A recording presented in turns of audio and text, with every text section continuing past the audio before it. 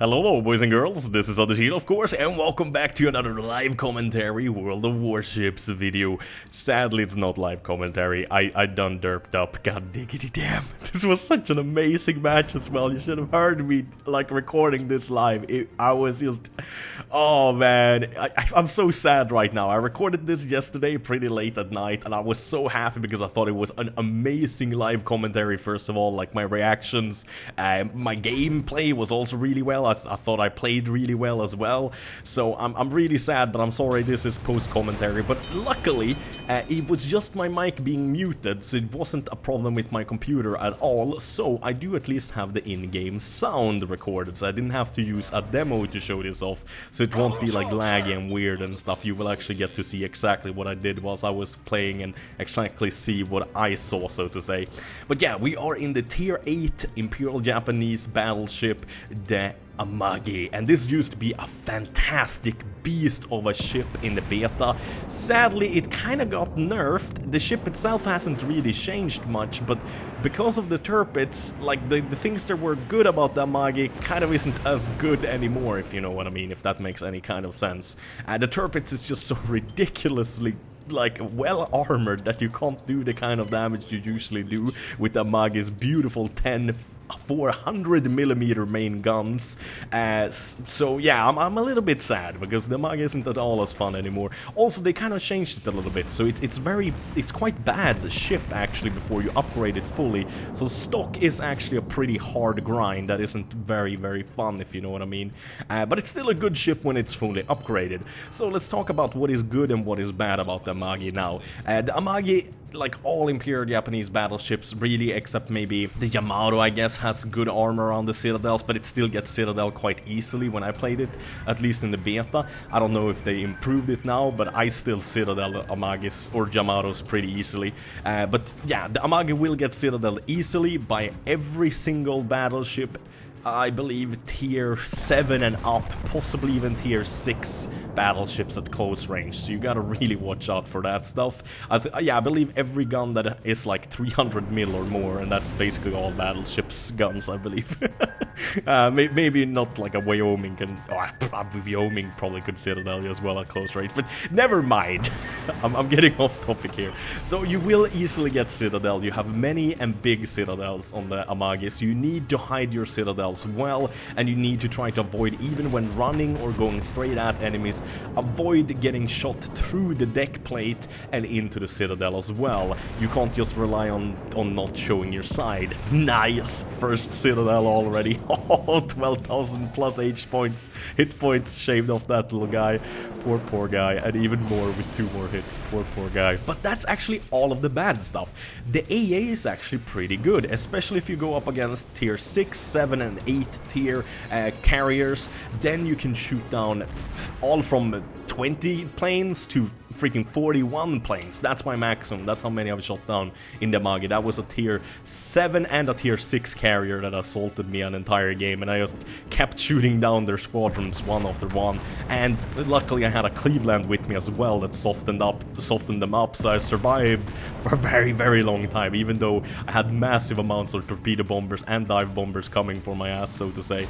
But yeah, so the AA is pretty good, and the reason for it is because you have 4 turrets on each side of the ship that are dual purpose, meaning that they both work as secondaries shooting ships, but they also work as AA and shoot planes. And these 4 turrets on each side are 120mm, and they have 2 guns, so they're double mounted, so you have actually 8 barrels shooting on each side of your ship. That means quite decent long range AA, since they're 120mm and not some tiny 30mm gun or something like that. It means you have some pretty good range, and you can actually make the planes drop out of the sky before they get close enough to torpedo you or bomb you. Otherwise, usually with the Imperial Japanese ships, you don't have much long-range firepower with your AA, so the majority of the the planes will be shot down first after they drop their bomb load, and sometimes won't be shot down whatsoever, and that just makes you sad. This also means you have some pretty good secondaries, because first of all you already have those 8 barrels of 120mm on each side, but you also have an additional 8 barrels of just purely secondaries that are 150mm. Those are the ones that you can see very close to the water, kind of swinging out all of the time. They look kind of derpy single turrets. They kind of only pivot right and left and that kind of stuff. They look weird, but they work. They do their thing. And I think the max amount of damage I've ever gotten with them is when I fought both a cruiser, Turpits, and another Amagi at close range for about a minute. I managed to survive, and they did 30,000 plus damage on them, with fire set and with just pure damage from the guns themselves. Sadly though, they only engage at, what is it, I believe 8 kilometers, no, 4.5 kilometers, so the max range you can have them at is 6.5 kilometers, not 7 like with the Nagato. Boom, baby, triple Citadel. Poor guy. Oh, I feel so sorry for him. I feel so sorry. We're kind of at a disadvantage here. There's quite a lot of enemy ships pushing, but I do have some friendly ships around me, so I don't have to be too scared. You can see there the secondaries opening up and actually doing 2k damage on that, I believe, what was that? Was that Desmonte? No, it can't be a Desmonte. It might be a Pensacola or something. This guy, oh, he made a huge mistake. 8 kilometers away only, Citadel'd straight away, and another guy dead. And we have a total of 5 Citadels already. Oh man, I love this game sometimes. I just love this game. It's a New Orleans tier 8 cruiser actually for as the Americans. But I'm doing my best here to try to hide my Citadel from the North Carolina, and I believe there's also Turpits around here somewhere. I'm not quite sure though, but I see this New Orleans. I'm thinking like, yeah, I wanna get this guy as well. So I'm showing my Citadel. Oh yeah, there he is in the back, and we got another Citadel. Oh my god, here comes the torpedoes from the guy, I believe the guy we just killed, but also some torpedoes from destroyer. But I decide that, yeah, it's better to just swing my back around and hide myself from the Citadel, but I still miss every single torpedo as well, and get 2 hits on the North Carolina, so good stuff. I'm still kind of outnumbered here. There's 2 destroyers and 2 battleships coming against me, but luckily the Turpits I think is derping a little bit and just like wall riding there in the back, trying to fight our Turpits that I believe went down now to the right of me. So now it's me, 2 cruisers and a destroyer versus 2 destroyers and 2 battleships. I would say that's a pretty fair fight. It's not too bad, but the thing is, I get Citadel'd. You can hear that by that high-pitched annoying sound, and it hurts, man. It hurts so bad. But I'm already pretty happy with how the battle has gone, and I pop my health, get a little bit of health up, and also we can't forget to mention, of course, the main guns the Amagi has. 10 400mm guns, 30-second reload only, so you got good DPS damage per second or rate of fire. You can shoot twice every minute instead of like the Colorado, that's a tier 7. Takes 37 seconds to reload. That's just painful. 30 seconds is pretty perfect for a battleship, I think. Anything more and it starts getting annoying because you have to wait so long before you can shoot again. So having 10 of those guys situated in 3 double turrets in the back and 2 double turrets in the front is not bad. You can do a lot of damage, and as you saw, sink cruisers like a boss, especially at that close range. Sadly, we take another massive hit, get Citadel, and we're down to 21,008 hit points. And I have over 1.5 minutes left before I can recover my lost little bit of HP. So I'm thinking right now, let's run. The little destroyers are definitely trying to go for me. The Fletcher is even bombarding me with HE at the moment. I'm like, what the fuck, man? You cocky little bastard.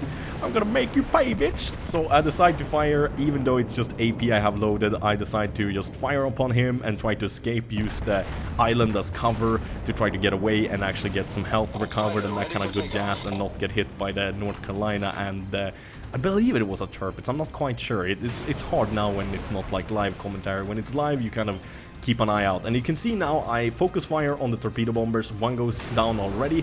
If he would have dropped his bomb load now, he probably would have had 3 planes alive, but I don't really know what he's doing, and boom, we killed all of them already. Pretty good stuff, pretty good stuff. Quite happy about that. We're detected again, so we know one of the destroyers are getting close, and yes, he is. He is close enough actually for the secondaries to open up on him. Destroyers are a little bit small though for the secondaries to hit. They will hit them from time to time, and sometimes even kill them with one shot, like the magazine explodes for the destroyer. But I mean, hell, we get a Confederate as well. That I believe what does that mean? I believe you did 20% HP damage on 6 different ships or something like that. I believe high caliber is 40% on 4 different ships or something similar. So whenever that pops up, you did good. And we actually sink him. So we already sunk 4 ships and got 6 citadels. Pretty good stuff, pretty good stuff. And I do have my health recovery done now, but I'm purposely saving it just in case I go below about 12,000 HP or something similar.